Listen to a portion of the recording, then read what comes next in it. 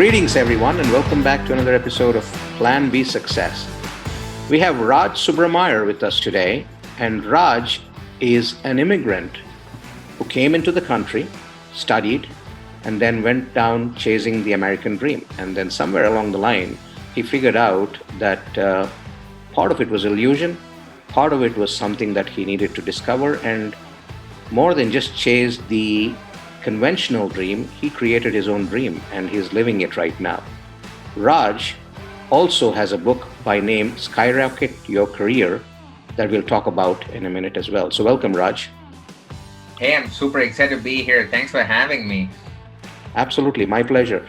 So in your own words, why don't you tell us a little bit about yourself? So I'm originally from the southern part of India. I grew up in a place called Chennai.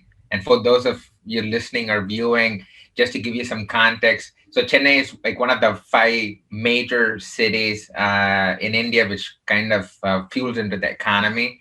You have Bangalore, Kolkata, New Delhi, Mumbai, and then you have Chennai as well, right? So that's where I grew up. And I'm the younger of the two kids. And I grew up in a high-performing family academically. My dad was like super smart. Like since he was born, he studied in scholarships. Then my brother is a genius. He has like 3 masters and a PhD. And then there I was, the average Raj who didn't do well in academics, but I had a lot of other interests, right?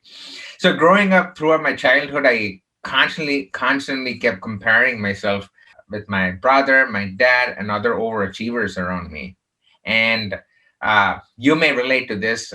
Growing up in an Asian family, you're pretty much given 3 choices, right? A doctor, a lawyer, or engineer, and then you pick one and then go with it. So I chose the engineering path, and I've been an engineer since my childhood, right? But the point here is, I wasn't academically gifted, or I wasn't like high performing compared to other folks around me. So constantly comparing myself to them ended up me feeling disappointed because I could never live up to people's expectations. And I constantly also ask questions about things that I didn't understand. And where I come from, you generally don't ask questions. You just follow things as it is and don't challenge the status quo. And if you do that, then you get reprimanded for it. So all these feelings, all these experiences combined made me feel like an outcast. I was like in a shell. I had this fear of rejection and fear of public speaking, fear of being judged. And this kind of continued till my second year of my undergrad. And that's when it happened. So I had this trigger event. I still remember this. I was in my study room, and then my chest started hurting. I thought I was actually getting a heart attack, but now I know it was like a severe panic attack. And my body was shaking, my hands was trembling, and then I was profusely sweating. And then I could feel all these emotions inside me, which had bottled up for 20 years, all of a sudden started shifting from my chest towards my head. And then for 2 hours, I sat there sobbing because came to a realization that throughout my childhood, I was living a life for other people. I was letting other people's opinions be my reality. And when I had this epiphany that, man, I wasted so much time not focusing on myself and instead doing what other people wanted me to do, that's when this whole transformational journey began, right? That's the day when I declared power over my life. I said, you know what? I matter. I'm good enough. I can carve my own identity. I can strive for greatness, right? That's when I decided to take control. And since then, I have been through so many experiences, both good and bad. I learned so much in my career in IT specifically.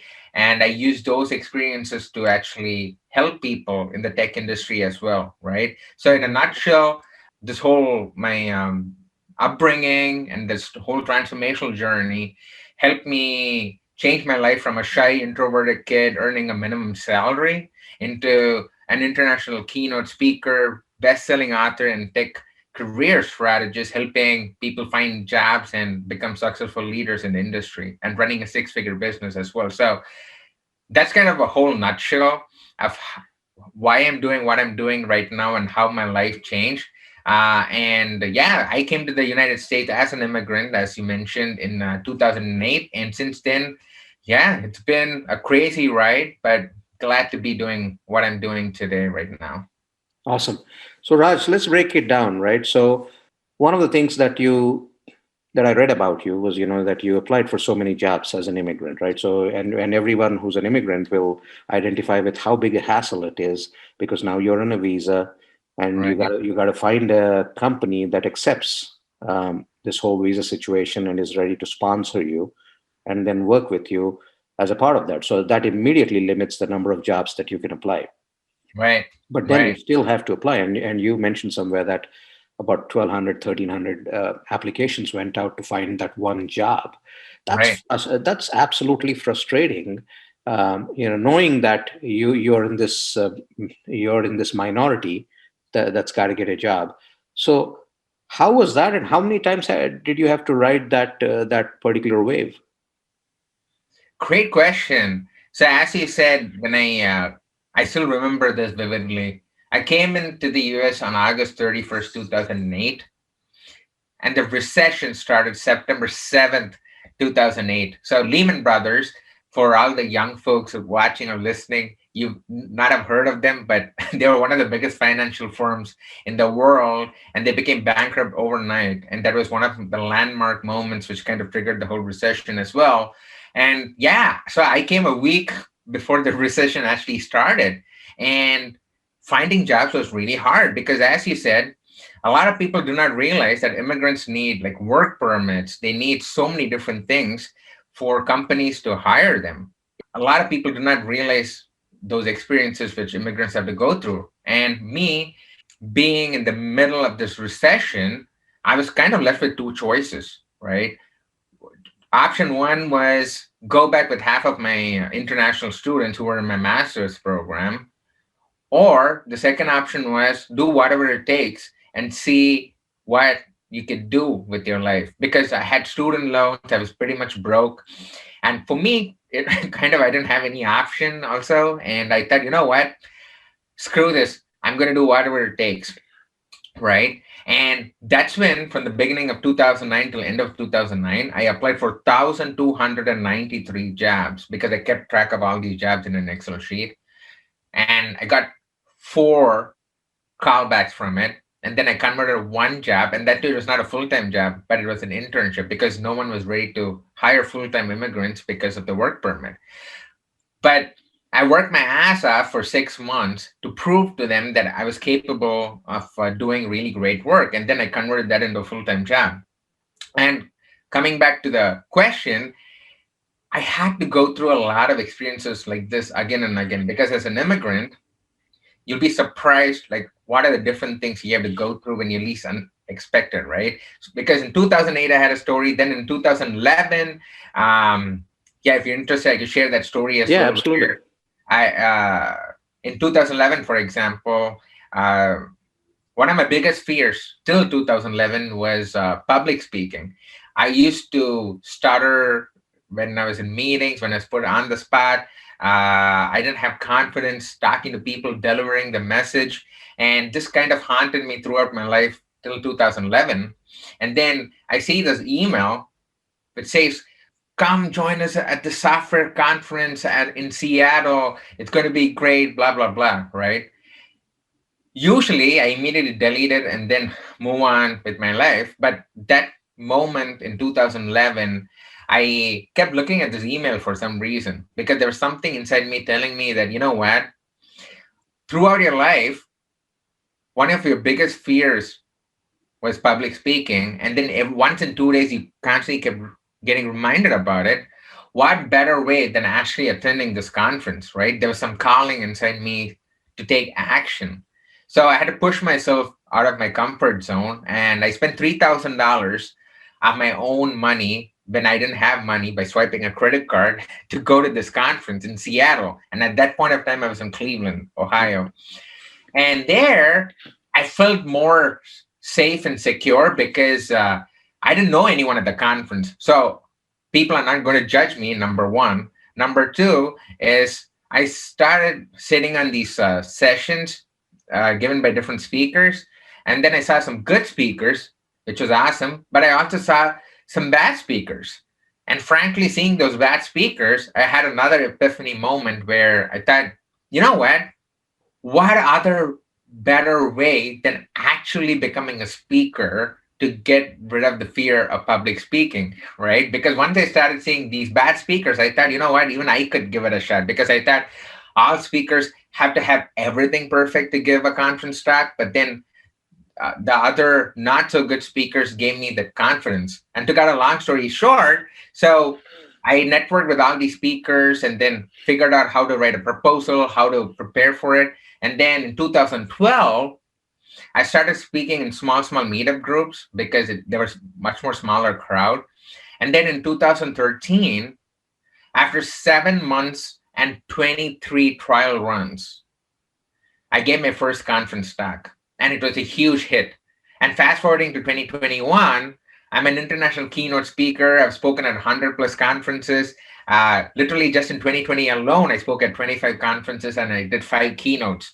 The moral of the story and the reason I'm sharing these stories is, as immigrants, you are going to face different adversities. You're going to have different moments of realization to turn your life, right? And during those moments, you have to think about 2 things. One is you always have to look to push yourself out of the comfort zone. And that's when great things happen. And this time and again, I've realized over all these experiences, right?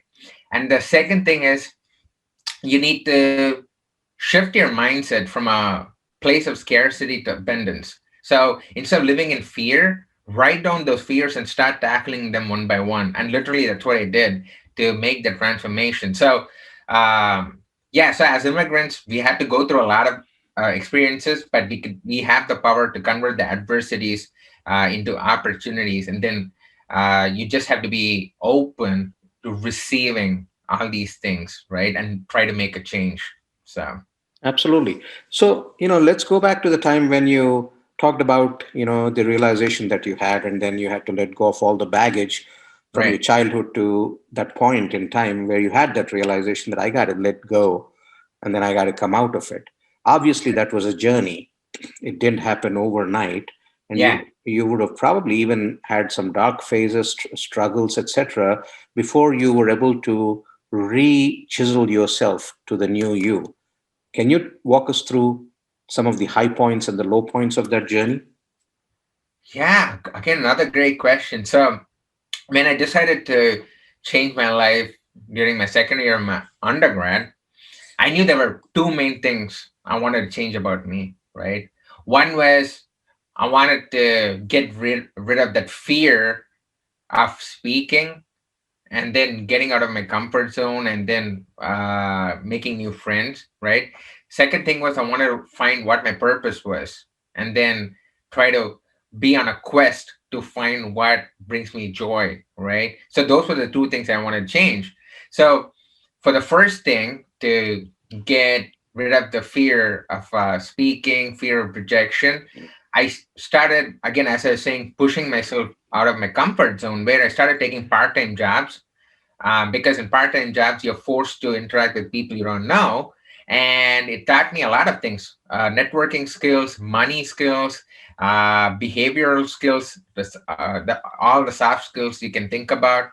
And I inserted myself into uncomfortable situations wantedly so that I can learn. And the key is experimentation, doing small experiments and try to see which one you relate to, which one is working, which is not, because our life is a huge experiment, and we just have to be constantly be experimenting with small things. So the key things which led me to big moments was this constant experimentation, and I've been doing that since what, 2004 5 time frame, right?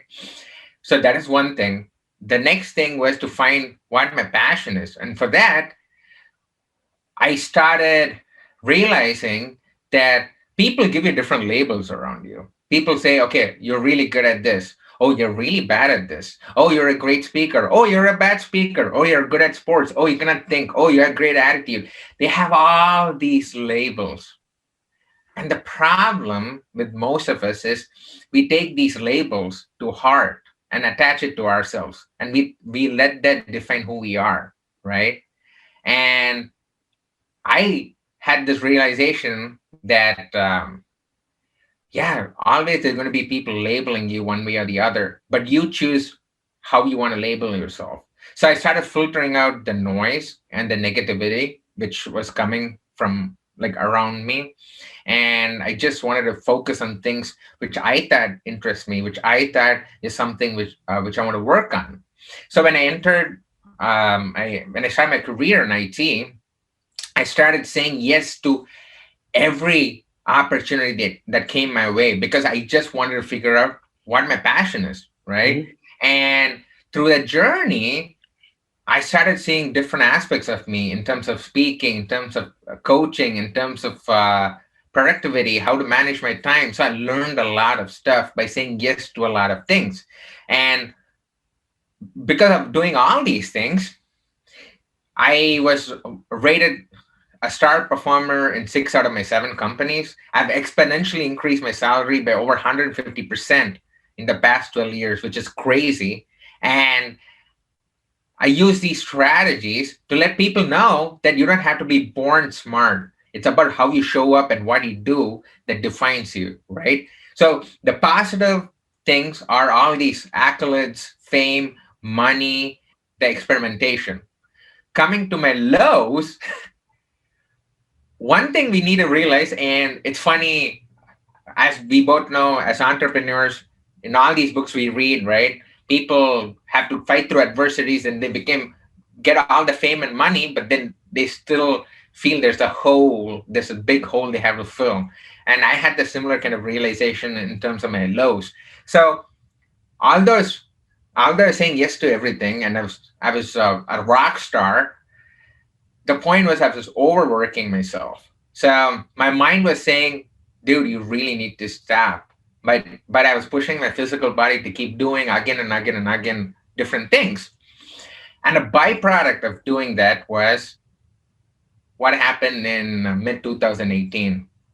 So this was June of 2018. And till then, I always was the star performer, right? And I had to get fame, credibility, and money, and that was my whole focus and goal. And I was super successful at it, as I was saying.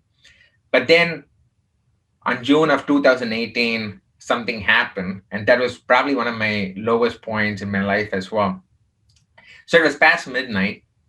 Get up from my bed, then go to the bathroom, and then within a minute of entering the bathroom, suddenly things started blacking, like darkening around me. And then I just blacked out. And I fell down, hit my head against the bathtub, bruised myself, and I was unconscious laying there uh, for a period of time.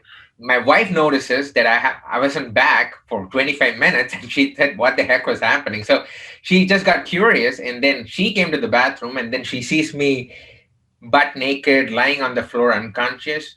And then she started screaming and then put water on my face. And then luckily I regained consciousness. But then I tell her, honey, I'm not able to move. She's telling me to move, but I said, I'm not able to move. So literally, she actually dragged my body out of the bathroom and then laid my back against the wall. And to cut a long story short, I had to be taken to the ER. And then I was diagnosed with severe dehydration, exhaustion. And then the doctor said that I had severe burnout because for 10 years, I was pushing myself so hard that I forgot to pay attention to my health and mind and also lost focus on why I'm doing what I'm doing. Because before this incident, my whole goal was getting all the credibility, fame, money. That's because of my childhood trauma where I was constantly being ignored. And I made a vow to myself that when I enter the IT industry, no one ever is going to ignore me. Right. And all those things happen. But I ended up in the ER. And as I was sitting there, as I was lying down, I was really high as well because they had anesthesia. I had this realization saying, wow, what am I doing here, Raj? How did I end up like this? And that's when I started thinking about life from a different perspective, right? So I can come back home, and then I started getting into this mindfulness space. Then I started thinking about prospecting my entire life. I started saying no after a long time in my life to things which do not which does not bring me joy, which does not give me happiness. And I started viewing the world through a different lens, a lens of gratitude and forgiveness, right? And that's when I really started my second phase of my life where I thought I should do something meaningful that impacts people. So I decided I left my really high paying job. Like I was getting paid really, really high, but I left that and then started my own coaching business where I could help people in the tech industry to change their careers, transform their lives, right? And after seeing the joy and the impact I was making in their lives and how they transform, that actually made me love my life better, love my job better. And every day when I wake up in the morning, I knew that I was impacting someone, I was making the world a better place. So the highs were all the fame, credibility, and money, and the lows were there was the lows as well because I was chasing the wrong dream and the and I was not in the right mindset. But once I shifted to serving people, that's when change happened. So for anyone out there who want to start get into entrepreneurship, who can relate to some of the experiences which I just shared, you just have to keep asking yourself, what's your why? Why are you doing what you're doing, right?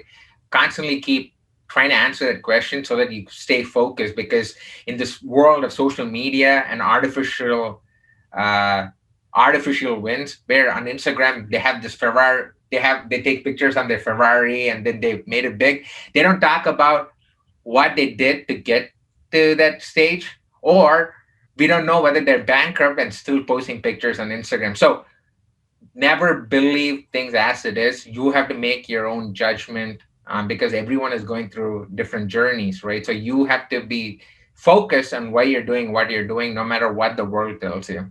But yeah, that's kind of the whole highlight of some of my highs and lows Mhm. throughout my life. And when did you write your book, Skyrocket Your Career? I did that last year, actually. That was also an interesting story because, as we were talking before the podcast, one of my business is speaking, right? So overall, I do speaking, writing, and coaching. And from a coaching standpoint, I help people find their dream job and become successful leaders in the tech industry. From a writing standpoint, I write for various tech magazines and publications. And finally, I also do speaking, where I speak at a lot of conferences, and companies hire me at their private events to talk about various topics like motivation, leadership, career advancement, AI, right? So in 2020 was going to be my year. I had 25 conferences, five keynotes. I was going to impact people on such a large stage, thousands of people. And then COVID happened. Half of the conference canceled on me, or they became virtual. And every top keynote, no matter what I did, was like this, like me talking to you on a screen. Doesn't matter because I couldn't see thousands of heads Right. on the other side, and it changed the game of speaking for me. So the whole business standpoint, the speaking business standpoint, even the revenue wasn't there, and I couldn't impact people. So I was thinking about, okay, this is the time I need to pivot. I need to pivot, do something different because I know I want to impact people. I know my speaking chapter is closed for 2020, almost closed. So what do I do? That's when I started doing free coaching for people on LinkedIn who had lost jobs because of COVID. They reached out to me saying, "Hey, I have an interview coming up. Could you just give me some strategies? Can you look at my resume?" I think I helped about 30 people just in the month of April, in the month of March of 2020. And then I thought, you know what? I need to share all these strategies on a much larger scale because half of the people who contacted me either got jobs or either had a rock solid resume and got more interview calls. So I could see the impact it was making, my teaching. I should put all these strategies in a book, and and that could reach people. So I started writing the book April of 2020. I wrote the entire book in the first 30-35 days, actually speaking, because I blocked 8 to 9:30 p.m. every day. I wrote 1,500 to 2,000 words in the middle of a pandemic while taking care of my 14-month-old son full time, while running my business, while doing my coaching, speaking. I still did the writing. But as we all know, writing is just one aspect of it. Then you have to do editing, production, marketing, PR, and then finally release my book mid-November of last year, and it became a bestseller on Amazon in the jobs and careers category. I hit rank 5 on the bestseller list, which is a really big deal. I'm super happy about that. But that's kind of the story of my book as well. And of course, here's another tip for people listening. Whenever you have these goals, you need something to motivate you, and that's the problem where why not a lot of people accomplish their goals. So for me to stay motivated and write this book, I actually joined a group of other entrepreneurs who were writing their own book, and then every week we used to meet and then make each other accountable for how many words we have written, where are we going with the book, what's the strategy, what are you going to do in the next 2 weeks. So that constant motivation really helped. So if anyone wants to do audacious things, great things, make sure you have an accountability partner or somebody to actually motivate you, because that's how you can actually get stuff done. But yeah, so that's been the book. And of course, I can always talk about the reasons, like what would be covered in the book and stuff Mm-hmm. like that. But that's kind of the story, though. Okay. And then, in terms of people looking to reach you and check out your services, how do they find you? So that two points of contact for me. One is my personal website. It is rajsubra.com, rajsubra.com. There you can find all my life's work and how I help people, right? Rajsubra.com. That's my personal website. In terms of my book website, if you go to skyrocketyourcareer.com, again, skyrocketyourcareer.com, there you'll find more information about the book, how, what are the different chapters of the book, what do I cover. I'm also giving away the first chapter for free, because I know personally that I love to know what the book is about before buying it. So you can download the first chapter for free from there as well. And I'm super active on LinkedIn, and that's the way you can get a hold of me.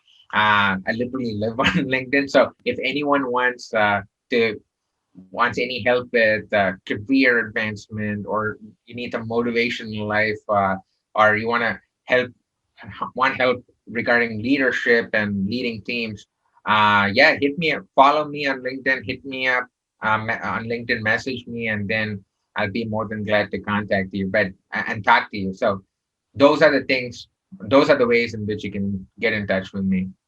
Awesome, Raj. Thank you so much for sharing your story with us today. Thank you for joining us. Very inspiring story. And absolutely, I'm sure the listeners are going to check out your book, your services, and wish you the very best as you move forward in 2021. Before I let you go, one takeaway, anything that you'd like to share with the listeners that you think would help them on their journey as we get through this pandemic? So quick 2 minutes would be just one key thing, and that's what is going to define 2021. It's about building your personal brand, period. That's it. You have to build your personal brand, because this is the thing. Over 30 million jobs have been already lost. And the odds are, for any job you apply for, there are already thousands of other people applying for the same freaking job. So why is a company going to choose you over the other people? And that's where your personal branding comes into picture. So it's not about just your degree. It's just not about your certifications, but it's about all these things which makes up your personal brand, right? It's about you writing, blogging, you attending conferences, you connecting with people on LinkedIn, because LinkedIn is a great place where you can connect with different people. And then, yeah, the extra certifications and courses you take apart from your degree, your volunteering experiences, your internship experiences. So all these things actually help to make up your personal brand. And that one tip, if you want to succeed in 2021, is build your personal brand by continuously taking courses, continuously investing in yourself, network with people, use LinkedIn, and reach out to people. And that's how you're going to stand out from the crowd. So that is pretty much the one big advice I would give for your viewers and listeners as well. Awesome. Thank you so much, and I wish you the very best. Thanks for having me, man. I appreciate it. Absolutely.